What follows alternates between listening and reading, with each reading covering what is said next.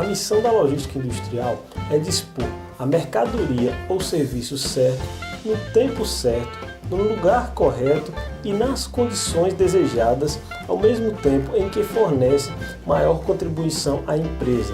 Em outras palavras, logística industrial é a forma com que se organizam os setores para que eles interajam em harmonia, tornando assim o processo mais produtivo.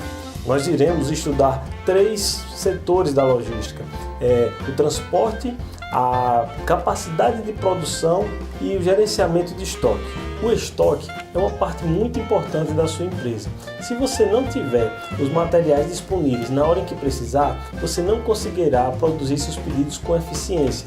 Por exemplo, digamos que na sua remessa atual venha um pedido de 30 pares de cor branca, número 34. 30 pares de alça, cor branca, número 34, por exemplo. E você não tem essas alças em estoque. O que vai acontecer é que você vai atrasar todos os pedidos dessa remessa. E até que você consiga comprar, até que essas alças cheguem na sua fábrica, os seus clientes estarão desatendidos. Você não conseguirá entregar os pedidos. Caso você tenha as alças, mas não consiga encontrá-las por causa que o seu estoque esteja bagunçado, você também atrasará os seus pedidos. Então, no gerenciamento de estoque, você deve organizar perfeitamente as matérias-primas e controlar a compra de materiais, de novos materiais. A grande sacada aqui é você tomar cuidado na hora de fazer a venda.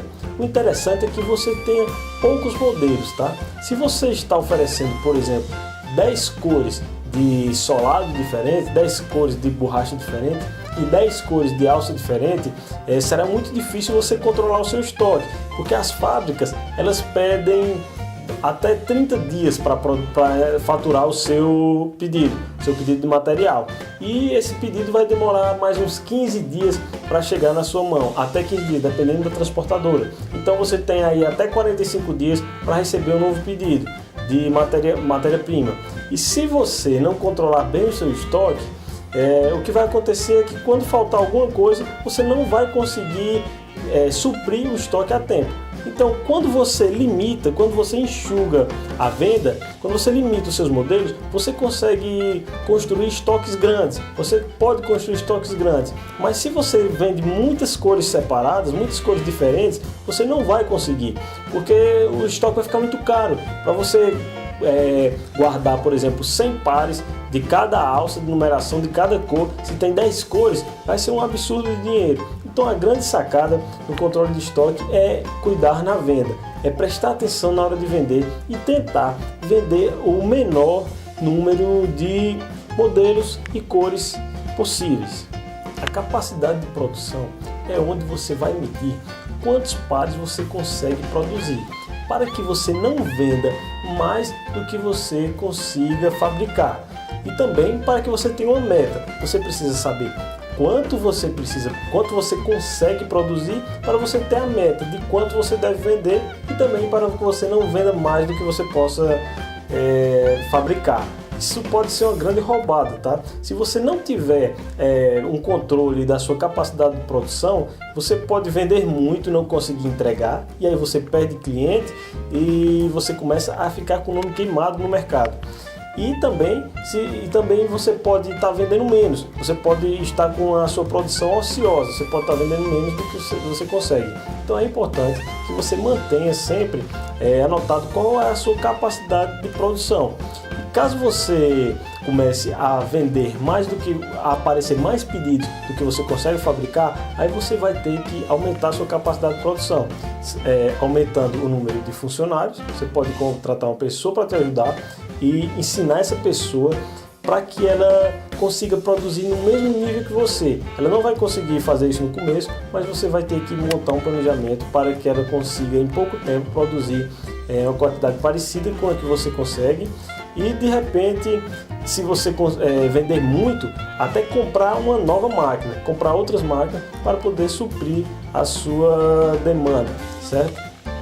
Um outro ponto da logística é o transporte. Se você vende para um cliente de sua cidade, o transporte vai ser bem fácil, tá? Você não vai ter muito problema. Mas o interessante é que você venda para todo o Brasil. Hoje, com a internet, você facilmente consegue vender para pessoas de todo o país. E para isso você vai ter que trabalhar com transportadoras. O interessante é que você tenha na sua lista o maior número de contatos de transportadoras possíveis.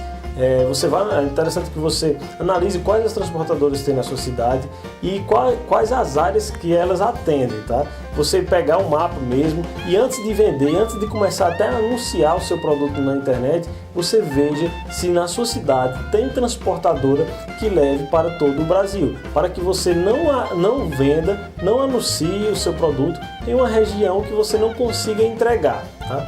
Então, o ideal é que você pegue, entre em contato com todas as transportadoras da sua cidade, veja se elas atendem a todo o Brasil, anote em quais regiões cada transportadora trabalha e comece também a comparar o preço. Por exemplo, se você tem 5 transportadoras na sua cidade que vendem para um determinado estado, que entregam em determinado estado, aí você vai poder escolher a mais barata.